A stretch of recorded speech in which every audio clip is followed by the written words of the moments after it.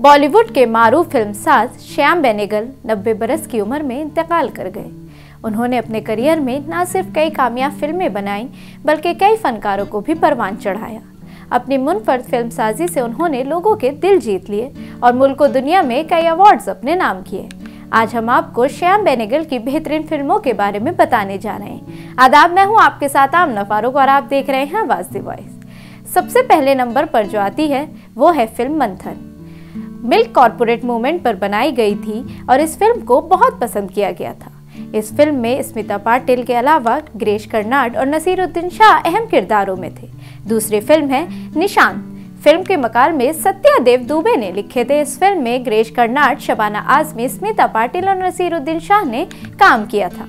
Film भूमिका की बात करें तो इस फिल्म ने 2 नेशनल अवार्ड जीते थे। ये एक ऐसी औरत की कहानी थी जो मुआशरे के रस्म और रिवाज के दरमियान अपने वजूद को पहचानती है।